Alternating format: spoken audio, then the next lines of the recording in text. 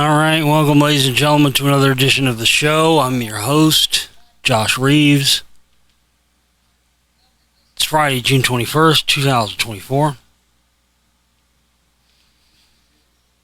Guys, we have still not received any support towards our financial goal of $200 this week. And I'm on my last $5. I need to eat. My power's being shut off tomorrow, and my internet's being shut off on Monday. And it just got fixed. I was right. It didn't. It was fucking red-tailed shit rats again. They didn't all through my line, but I guess they all through the line to the node in my neighborhood or whatever. I saw the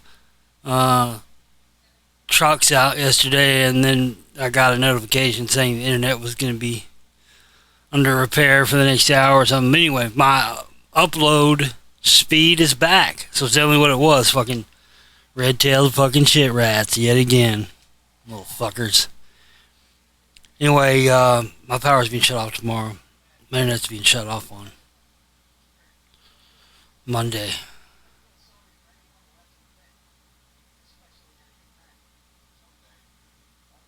We can raise at least 150 by tomorrow. I'm sure I can get the rest. But we have to right now, guys. Diglo76 at yahoo.com on PayPal. Reeves Radio, all lowercase, one word, Reeves Radio on the Cash App. Capital J Josh dash capital R Reeves dash 61 on Venmo.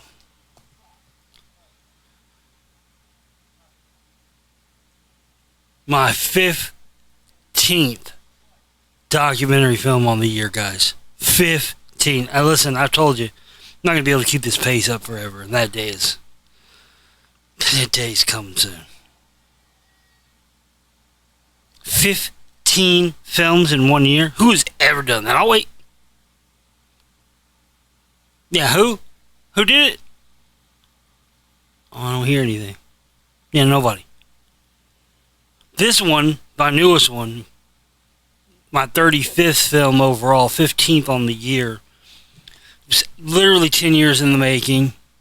It was one of the major bucket list films on my list, second only to the Rockwall film where I wanted to have a dig, and that's still the crown jewel that's out of my reach due to funding and all that, but because somebody's got to buy a piece of property in Rockwall for us to do that, and unless they do, or unless somebody says, hey, we got some property here, it's got a Rockwall on it, come get it. Short of those two things happening, that's never going to happen. So that one will always stick in my craw as the one achievement. All these things I didn't get to do. The second one was a film I talked about like in 2013, 2014, around the time I was doing Lost Secrets of Ancient America.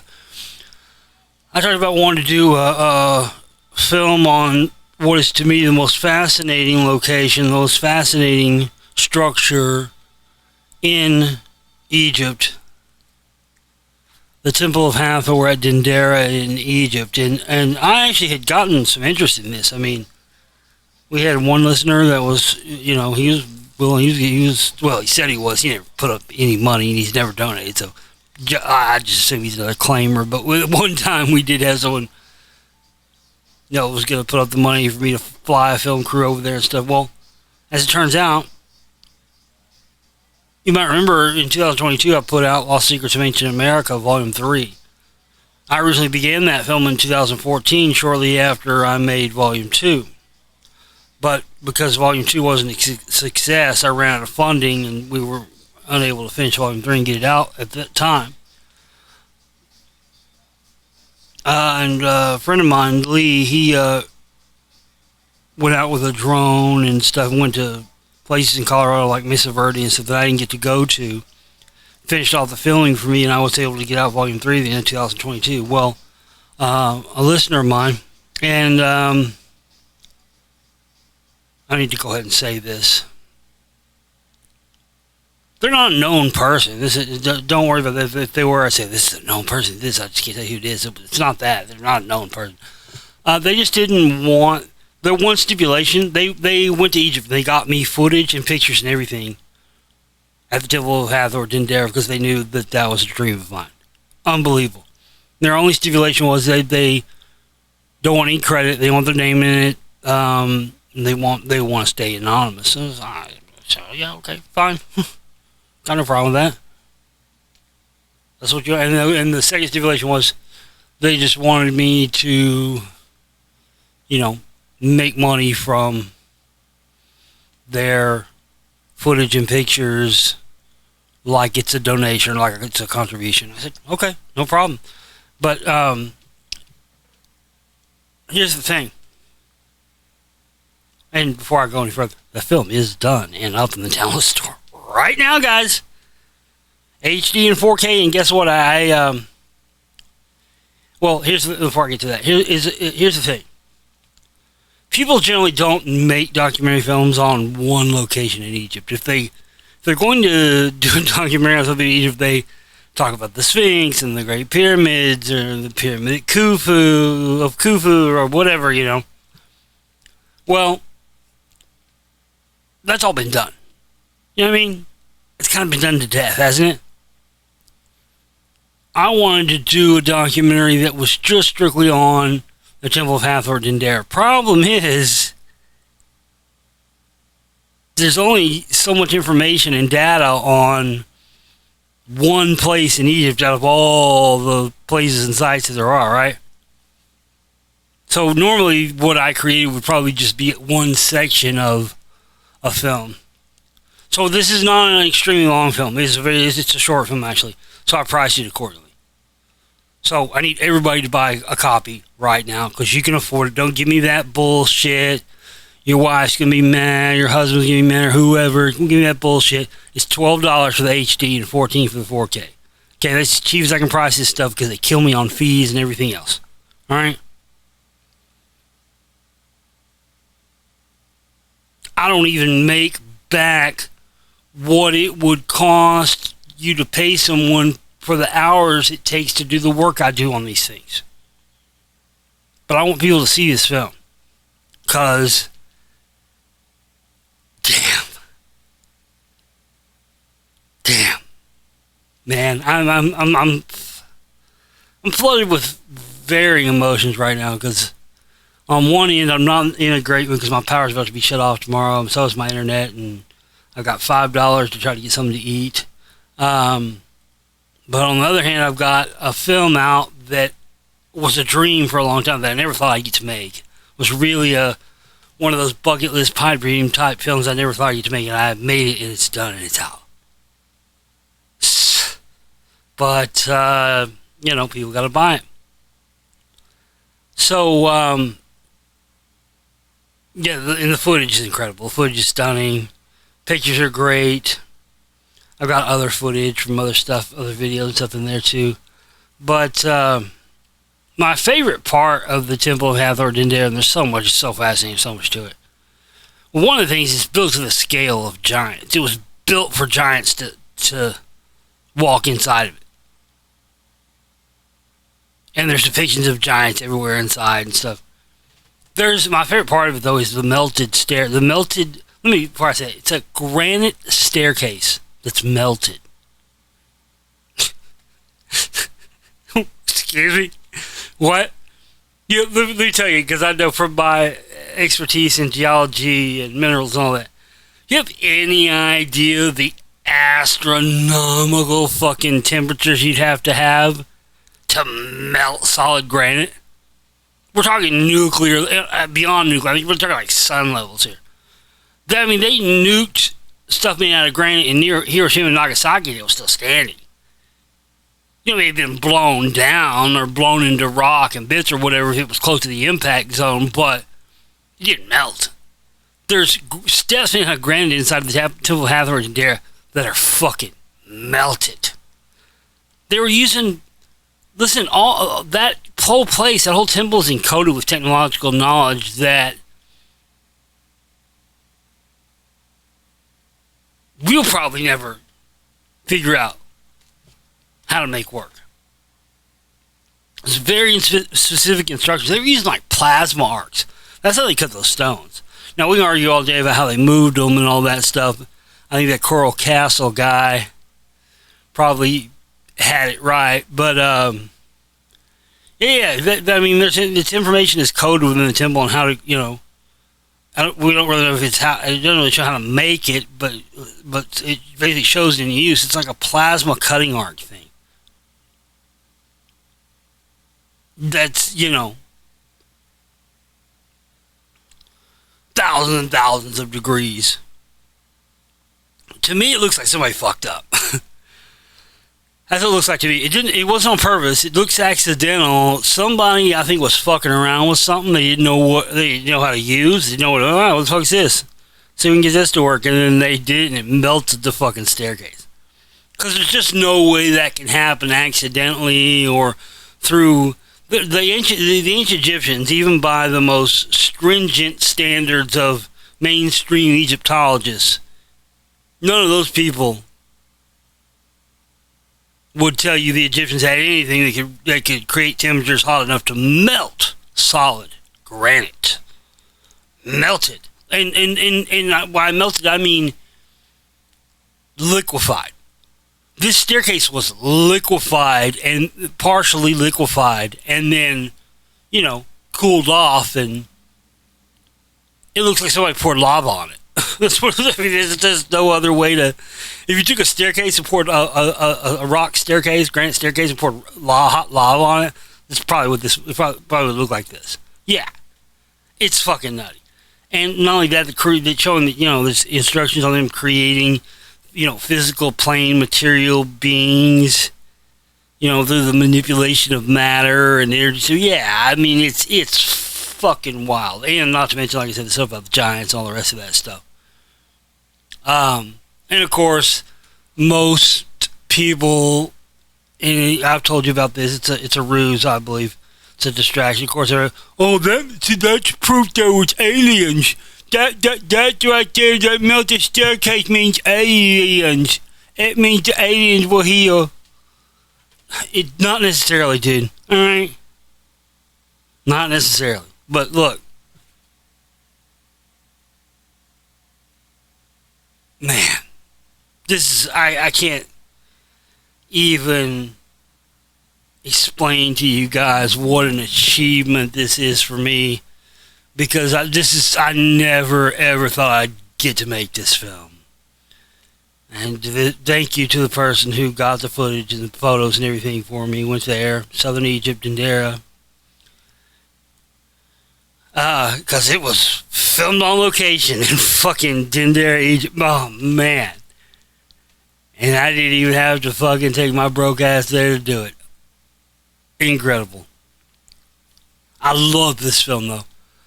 I'm just happy, so happy it even exists, that it got made, because the Temple of Hathor, Dendera, is so fascinating. We could talk all day about, who influenced the Egyptians. Was it aliens? Was it fucking Atlanteans? Was it Lemurians? Was it Inner Earth dwellers? Was, who, whatever. The fact remains, there's a temple that's built so giants can fit inside of it. Doorways, walkways, everything. Here's the other fascinating thing. It has, the oldest zodiac ever found in the world. And of course, people are there's flaws in it. There's something. Yeah. You know why? Because the people that made it weren't used to looking at the sky as we see it. I'll just leave it at that. You can watch the film to get more clarity on that. But there's a question for you, right? If regular sized humans built this thing, how'd they do the ceiling? How'd they get up there? Because there's information encoded, there's information and history and stories encoded in the goddamn walls of this place. It's fucking crazy. It's basically just a repository for knowledge that didn't get, because it's carved into solid rock, didn't see the same fate as the Library of Alexandria.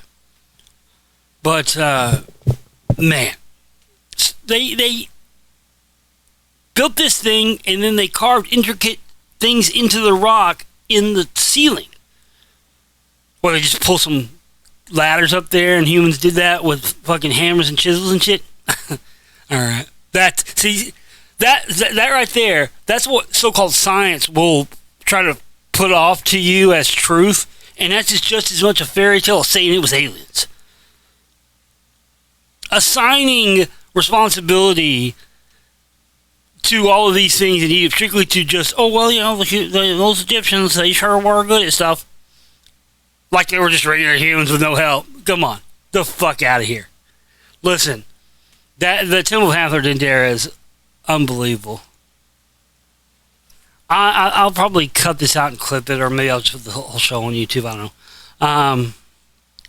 Normally I do these separately, but because I'm in no mood to get into fucking news, and it's Friday, and I got a new film out, worked my ass off on, that I never thought was going to come out. It's out. Get a copy.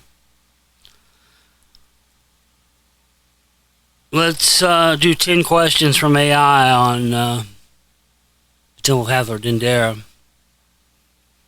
Building of the Gods. Alright, number 1.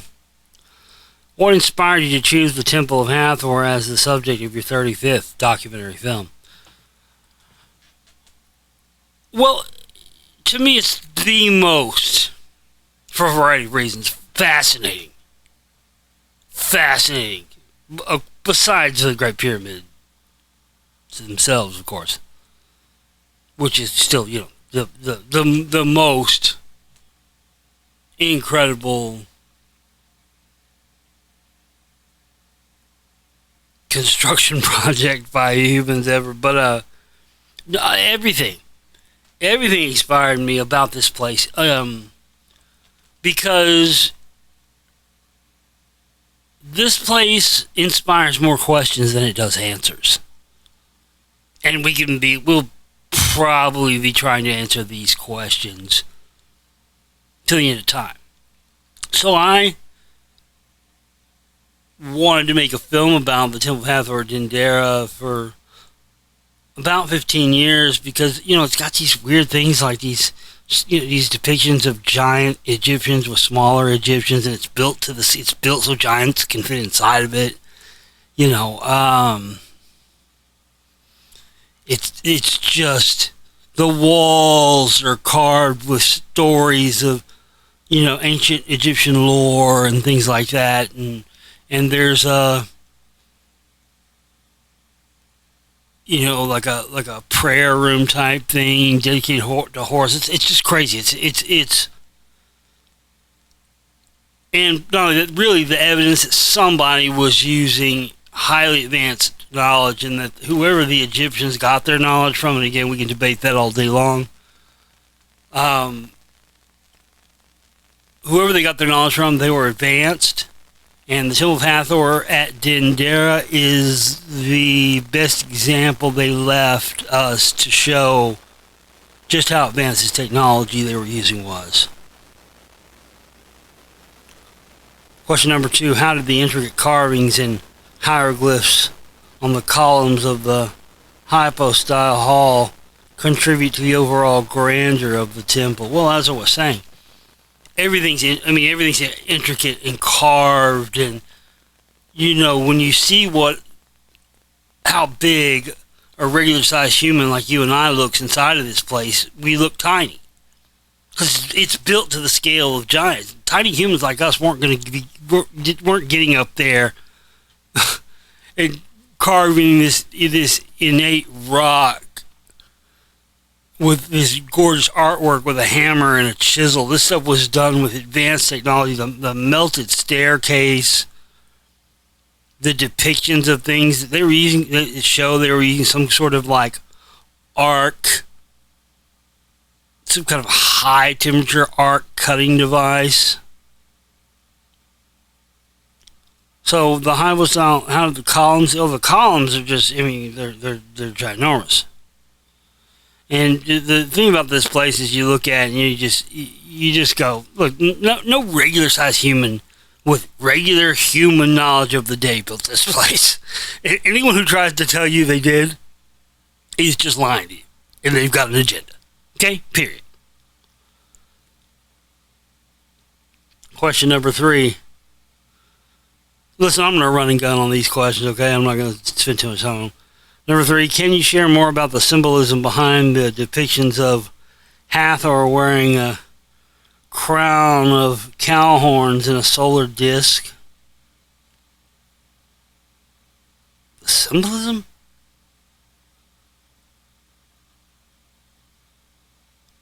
I mean, just the way Hathor was depicted. It's a goddess thing, like a mother goddess thing. Um,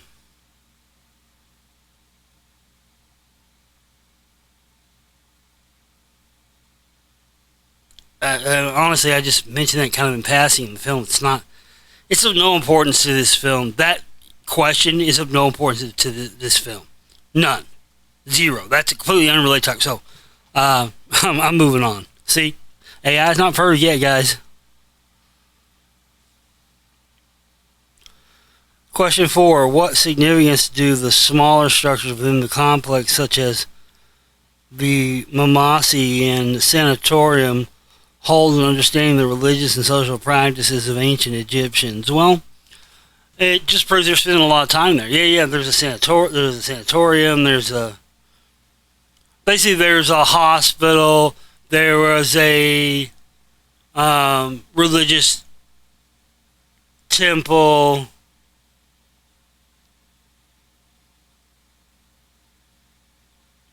And it paid reverence to other Egyptian gods like Horus and so.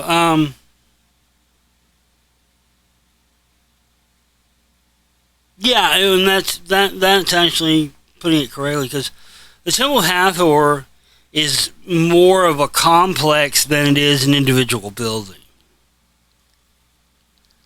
And it was built using advanced technology and built to be a repository for this knowledge all at the same time.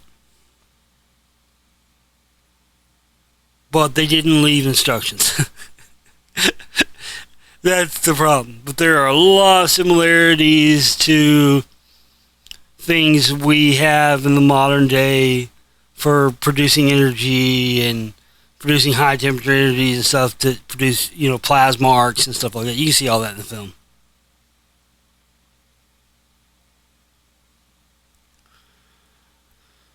Number 5. How has the zodiac ceiling in the Temple of Hathor sparked scholarly debate and exploration into astronomical knowledge? Well, number 1, it's not in the ceiling of the Temple of Hathor anymore. It hasn't been a long time.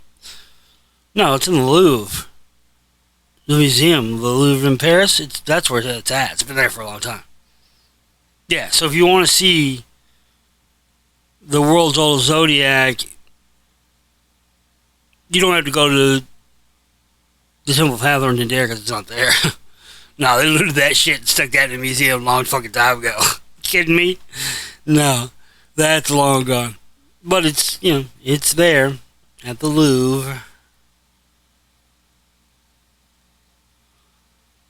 So what was the question? How has the zodiac ceiling in the Temple of Hathor sparked scholarly debate? Well, I wouldn't call it scholarly debate. I'd call it a pissing contest over pet theories is what I'd call it. Yeah. That's really what it is. Because there are some people who argue that there's flaws in it, and that it's based on the much older Babylonian zodiac, which wouldn't surprise me either, because everything was influenced by the Babylonians, including Judaism. Judaism was taken lock and stock and barrel. The most revered high book in Judaism is the Talmud. Well, the Talmud was taken lock, stock, and barrel from a much older body of text from Babylon called the Babylonian Talmud. So, Judaism is just a reconstituted version of ancient Babylonian mystery religions. Oh, yeah, absolutely. That's why I think they're God's chosen people. So as far as the zodiac thing goes, there's lots of arguments over that. There's people that say it's not as old as people say it is, that it was created later. There's people that say, and I think all those are just debunkers. But the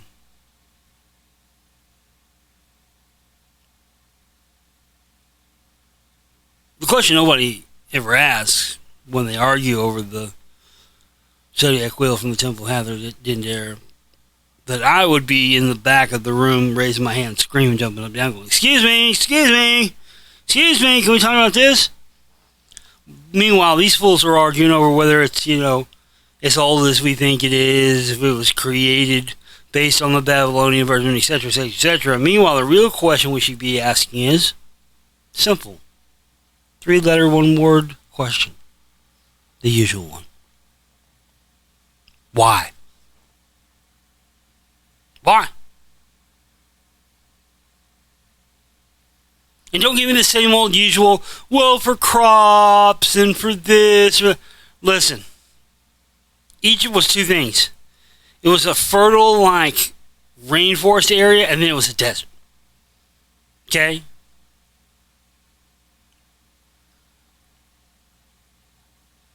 That place at Temple Hathor is a repository for knowledge. So that zodiac information, in my opinion,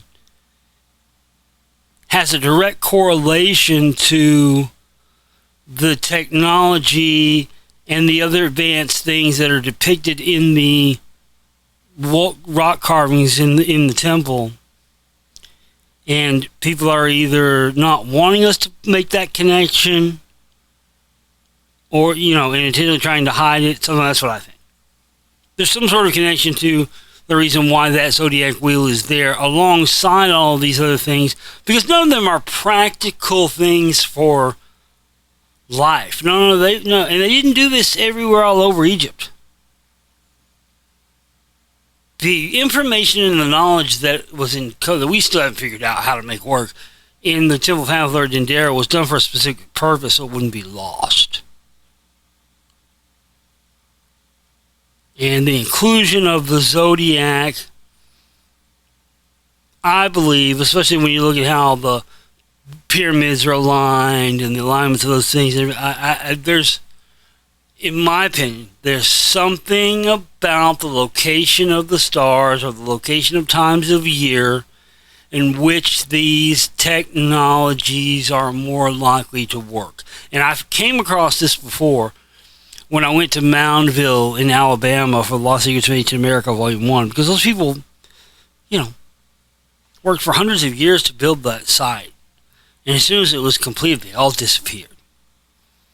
And they're all aligned to the Deneb, what they call the Deneb portal and the Deneb star system and all this.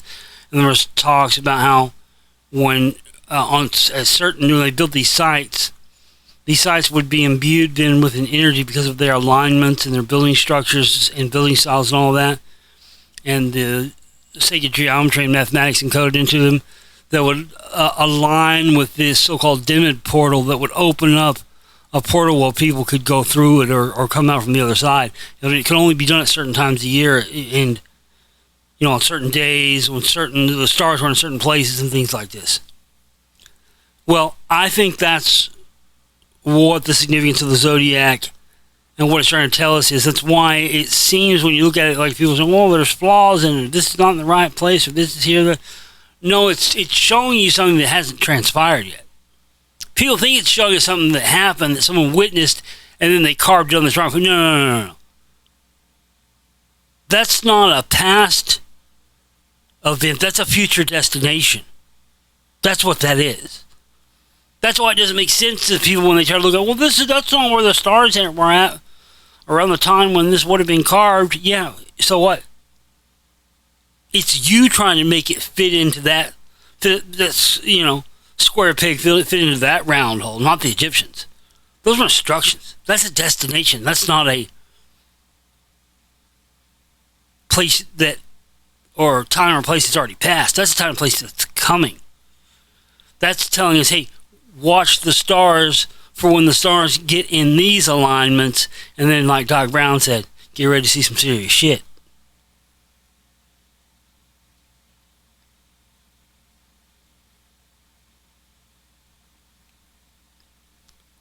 Question 6, in what ways does the Temple of Hathor reflect the architectural and artistic achievements of the ancient Egyptian civilization? Well, that's just the thing. Like I was just saying. I don't know that it does. Be honest with you. We say it does. But it's the same thing with how all the Monk's Mound at Cahokia or the Rock Wall and these other places, these ancient sites where even today their construction is attributed to Native Americans or the Hopewell Mound builders or whoever. And then you talk to those people's, not their ancestors, but their progeny, the supposed ancestors of the people who built these things, and every single one of them I've talked to says, we didn't build that shit. White man said we did. White man said we built that shit. We never said we did. They gave us dominion over these places and associated these places with us, and of course, we as Native Americans took it because we don't look a gift horse in the mouth. The white man offers you something like, you take it. But no. These places were built before the red man got here. These people taught the red man tribalism and how to set up tribal structures and all of that. They taught us. We didn't build. I talked to so many Native Americans out on my treks for the Lost City of Ancient America that told me that. Because I said something about, listen, man, I'm not trying to be a dick, but, certainly some of these places were built by Native Americans, but not all of them. A lot of them are too old to have been strictly built by Native Americans, and this Native American man said to me,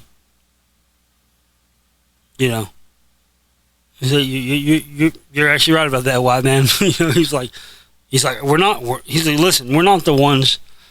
We've never been the ones saying, oh yes, this is us. Now, yes, of course, you will have Native Americans that will take ownership and lay claim and say those things and say, oh yes, these were all built by our people. But he said all they're doing is they're just parroting what the white man said. He said, if you go back and if I talk to my elders, who also talk to their elders, who talked to their elders before them and on, that's one of the things that they told us is one of the white man's lies. Is that we did not build all these things that we're given credit for by the white man, these Native American ancient sites and mounds and stuff. Yes, we built some of them, but we built some of them because we were building them from what we were taught by the people who came before, the giants and those kind of things. So,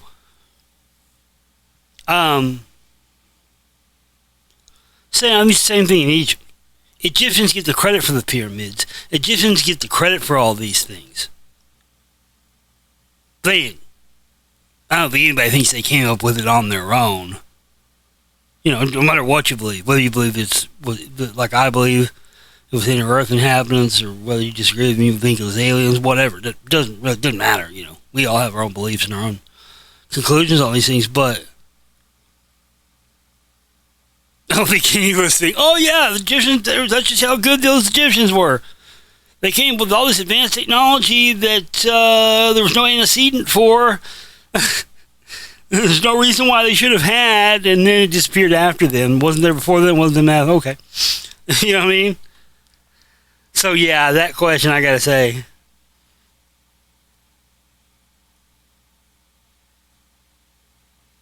How does it reflect the architectural and artistic achievements of the ancient Egyptians? Well, it reflects it in its absolutely mind-boggling that anyone could have done this work, especially the amount of information encoded into the walls of this place. On top of, like I said, the melted staircase. That's the one that did it for me. The temperatures you need to liquefy granite are beyond anything the ancient Egyptians could have had access to. Okay, so what was it? There's no... You ever notice how you probably know, you probably have never even, some of you probably are listening to this right now going, I've never heard of this melted staircase.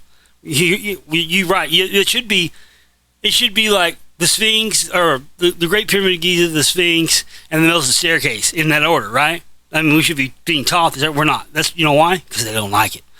Zahi Hawass, all these guys, all these fucking mainline debunker Egyptian people who want to assign responsibility for all the things in Egypt strictly to Egyptians, just like you have people in America that want to assign the construction of all the mounds and earthworks and all this stuff strictly to Native Americans. Listen, no, it's crap.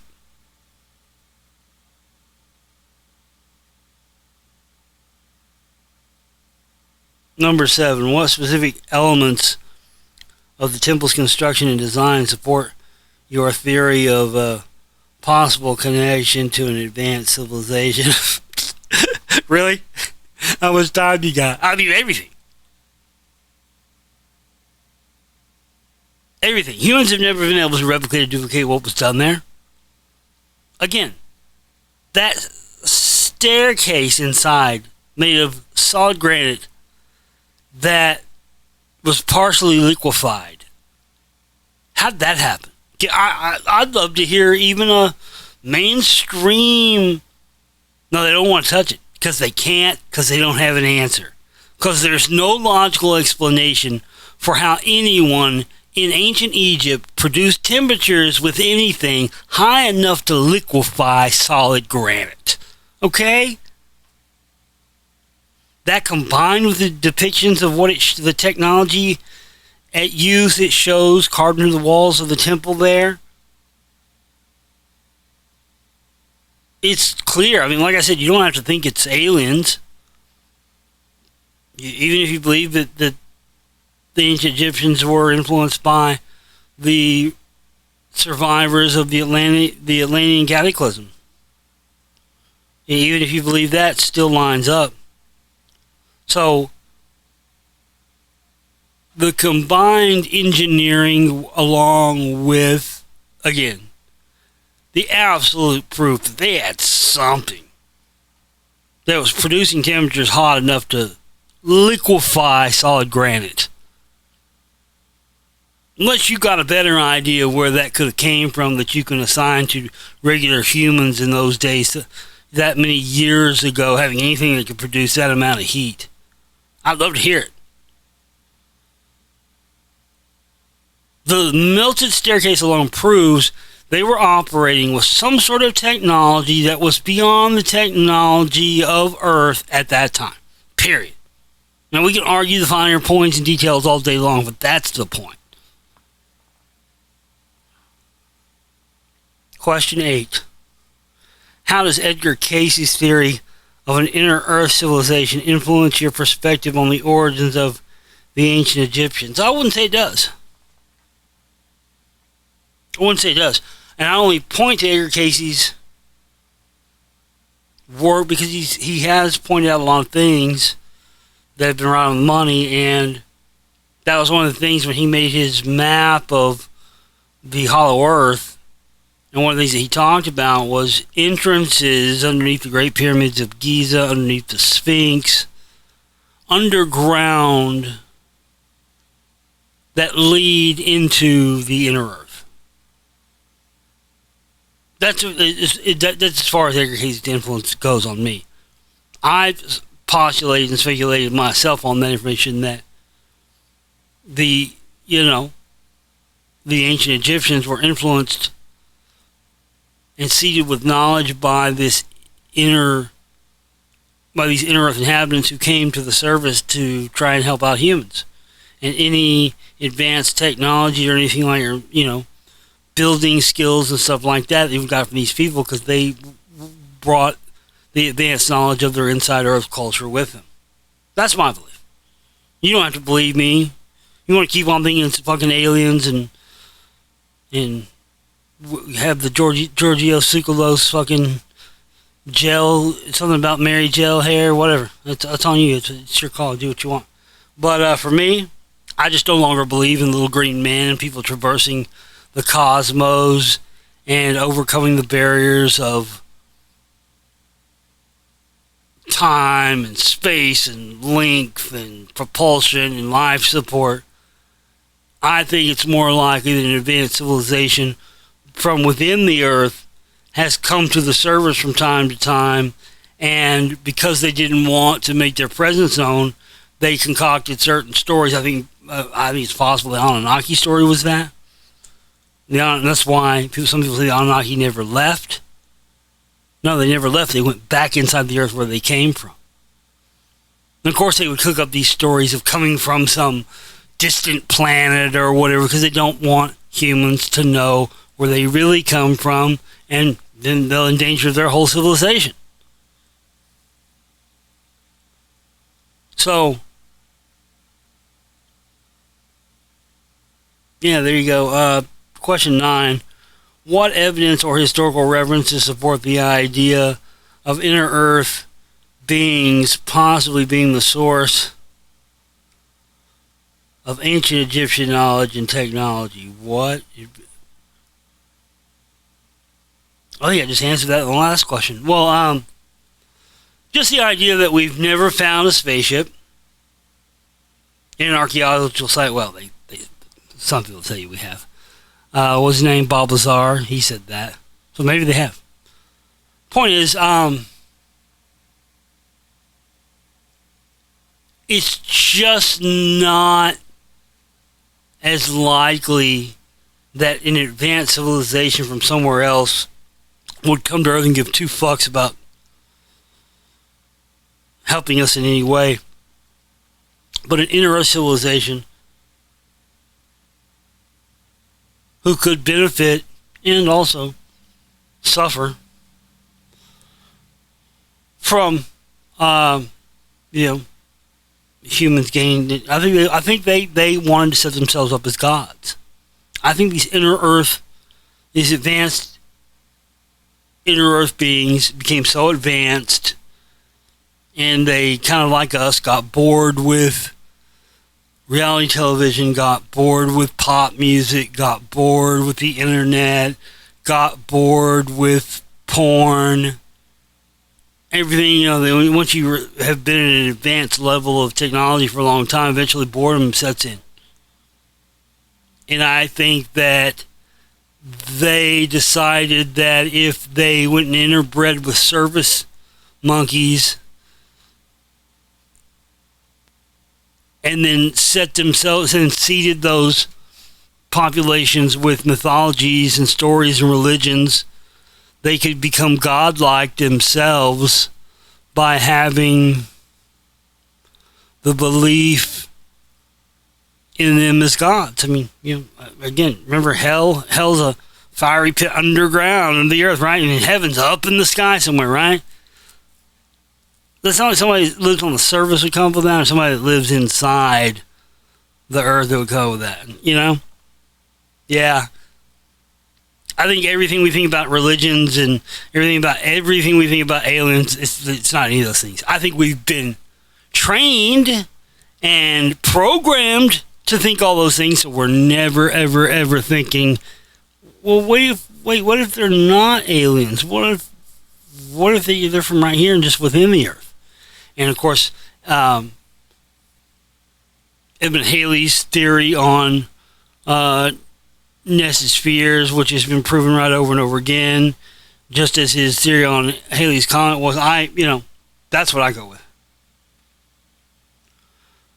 All right, question 10. How does the concept of giants from religious texts and archaeological discoveries tie into your exploration of ancient civilizations in your documentary film? Well, the Temple of Hathor Dendera, like I said, is built. And there probably are other places. I just don't know them. I just don't know of another site like this, which is built. It's built a house. It's built so giants can walk around inside of it comfortably and fit inside of it walking around. Humans look like ants inside the Temple of Hathor Dendera. When you see a picture of a human inside the door, entranceway of the doorway, or inside next to the pillars, they look tiny. They look like ants. Because this thing was built to the scale of giant people. And from the moving of the stones to all that, everything I uncovered in my Lost Secrets of Ancient America trilogy on giants and the rest of it, I just think it makes most sense. I think the giants and the inner earth dwelling people are the same people. Or came from the same people. Yeah, absolutely. All right, guys, that's 10 questions from AI about The Temple of Hathor didn't dare. Building of the Gods. That's the subtitle. It's on sale now in the download store.